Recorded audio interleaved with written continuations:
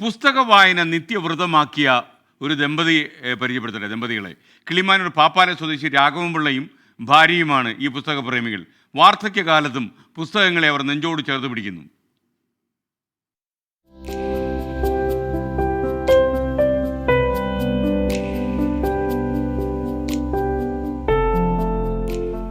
നവമാധ്യമങ്ങൾ അരങ്ങുവാഴുന്ന കാലത്ത് പുസ്തകങ്ങളിലൂടെ പുറം ലോകം കാണുകയാണ് ഈ വൃദ്ധ ദമ്പതികൾ. പുസ്തകപ്രേമം ഇന്നും ഇന്നലെയും തുടങ്ങിയതല്ല, വർഷങ്ങളുടെ പഴക്കമുണ്ട്, പരിചയമുണ്ട്. രാഘവൻപിള്ളയുടെ അതിയായ പുസ്തകപ്രേമം പ്രിയതമയ്ക്കും പ്രിയപ്പെട്ടതായി. അങ്ങനെ രണ്ടുപേരുടെയും ഒഴിവു സമയങ്ങൾ പുസ്തകങ്ങളിലായി.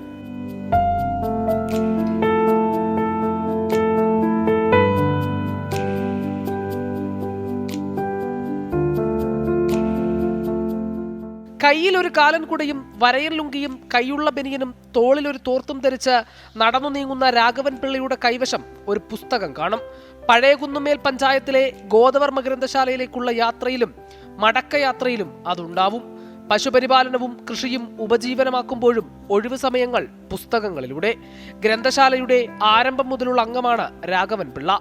ഇപ്പോൾ പ്രായം 92. 70 വർഷമായിട്ടും ആ ബന്ധം അങ്ങനെ തന്നെ. തകഴിയത് പലരും ഒരാൾ അങ്ങനെ പറയാൻ പോലെ തകഴിയതുണ്ട്, ബഷീറിൻ്റെ ഉണ്ട്, എസ് കെ പൊറ്റക്കാടിൻ്റെ യാത്രാവിവരണം വലിയ രസമാണ് വായിക്കാൻ. വായിച്ച കൊള്ളാമെന്നുണ്ട്, വായിക്കാൻ എന്തൊരു വിദ്യാലയം വായിക്കണമെന്ന് എപ്പോഴും ഉണ്ട്, പക്ഷെ ഒക്കുന്നില്ല. രാഘവൻപിള്ളയുടെ പുസ്തകപ്രേമം പതിയെ ദേവകിയിലേക്കുമെത്തി. ഒരുമിച്ചുള്ള വായന ജീവിതത്തിന്റെ ഹരമായി മാറി. ദാസൻ കുഞ്ഞന്തൻ മാസ്റ്ററെ പറ്റി പോറ്റി പറയുന്നത് കേൾക്കുമ്പോൾ കുറുമിയമ്മയ്ക്ക് അതിശയപ്പെടും. കുഞ്ഞന്തൻ മാസ്റ്ററെ പോലെ ജീവിതത്തിൻ്റെ അങ്ങഭംഗം വന്ന മറ്റൊരു മനുഷ്യനാണല്ലോ ഗസ്റ്റേൻ സാഹിബ്. പക്ഷേ അവർ രണ്ടുപേരും രണ്ട് വഴിക്കാണ് സഞ്ചരിക്കുന്നത്. യാത്രാ വിവരണങ്ങളാണ് ഇരുവരുടെയും ഇഷ്ടവിഭാഗം. ഒരുമിച്ച് യാത്ര ചെയ്യാൻ സാധിക്കാത്തിടത്തൊക്കെ വായനയിലൂടെ എത്തിയിട്ടുണ്ട്. ജീവിതാവസാനം വരെ ആ യാത്ര തുടരുകയും ചെയ്യും.